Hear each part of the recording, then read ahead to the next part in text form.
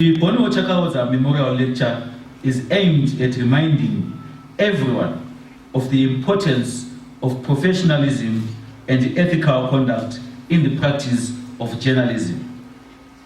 It also places emphasis on media freedom and media self-regulation, issues that Boniwo Chakawoza ardently believed in. Boniwo Chakawoza believed in the truth.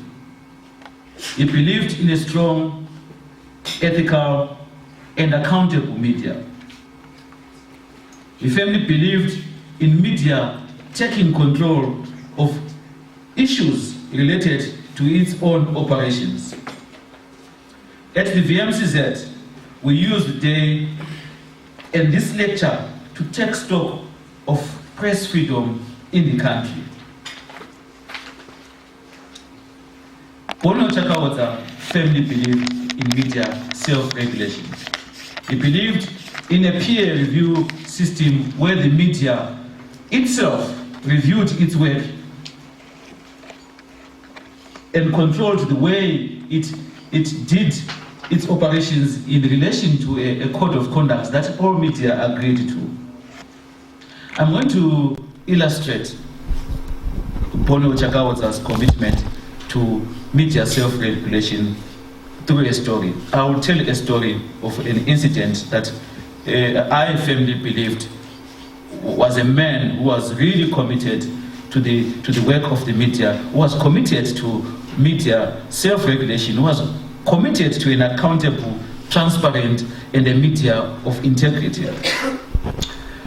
We had a case in Bulawayo, a complaint which needed to be reviewed in Bulawayo. I think it was a couple of days before Mr. Chakawoza passed on. We called the chairperson of the committee, Justice Smith, to travel with him to Bulawayo. But unfortunately, Justice Smith indicated that he was not available. We called one other member of the committee, there were 3 members, and he was leaving the following day to South Africa. We then called Mr. Chakawoza and said, look, you are the only member of the committee. We need to travel with you for an adjudication in Bulawayo. Mr. Chakawoza indicated that he was not feeling well and was not in a state of mind to travel. We then said to him, the meeting has been set. Some of the complainants were traveling from out of Bulawayo, they were coming from Rwanda for the case, and we indicated that we had already invited them. He indicated that he would not travel. In the evening, when we were about to cancel this scheduled meeting, Chakawoza called and said, look, I am going to travel with you. I am not feeling well, but I will travel with you. We traveled with him the following morning, together with one of the VMCZ official, Mr. Mgamba. You know, you could tell that he was not feeling well, but this issue of having this adjudication go on was more critical to him. But when we got to the house, we said to him, Mr. Chakawoza, you can't travel, you're not feeling well. He says, no, what you're going to do is more important than me. Let's go. He got into the car, we traveled for 439 kilometers with him. We came back, had a successful adjudication, and a few days later, he passed on. It was something that was very painful, but what it reflected was his commitment to see the work relating to media operations being done. He went to the adjudication, he was strong throughout the adjudication, we had a successful adjudication, and we came back.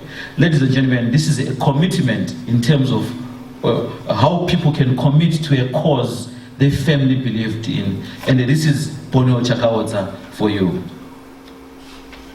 Who was Boniwo Chakawoza? Boniwo Chakawoza was born on the 28th of December 1952 in Bindura. He attended St. Mark's Primary School in Guruwe, proceeded to Sarin Mission for his high school. He graduated with a BA degree and a certificate in education from the University of Botswana.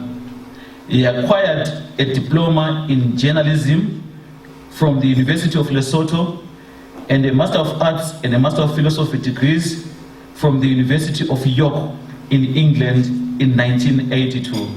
I guess some of you were not yet born by then. He started his professional working life as a teacher at Tegwane High School in Plumtree between 1975 and 1977. He then became a political reporter with the then Rhodesia Herald, now the Herald. He later became the deputy editor of the Hansard from 1982 to 1984. He was a senior research fellow with the Institute of Development Studies, IDS, at the University of Zimbabwe. Between 1993 and 1997, he was appointed the Director of Information in the Ministry of Information before taking up a post as the editor of the Herald, a position he held for 2 years before he was appointed Managing Director of Zimbabwe Newspapers.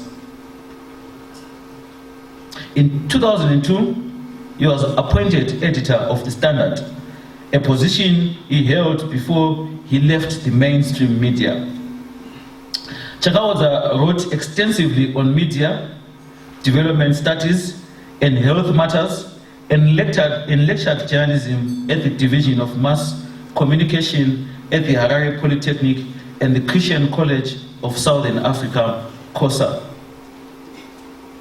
He occupied different positions at different times during his life. He was a journalist with the Herald in the late 70s, a journalism lecturer, a researcher at the Zimbabwe Institute of Development that I've referred to.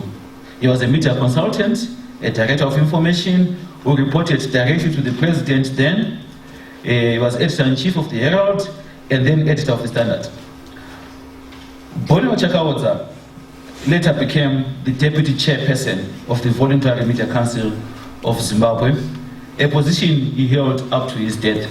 But what we highly recognize him for was the role he played in the media complaints committee, which is chaired by Justice Smith. He sat on that committee together with him and another renowned journalist, Mr. Chris Chinaka. The committee played a pivotal role it plays a very pivotal role in terms of dealing directly with journalists in relation to complaints that are raised by the public. And it is in that note, ladies and gentlemen, that we recognize the role that Chakawoza played, and this is the reason why we hold this annual lecture in his memory. Ladies and gentlemen, I thank you.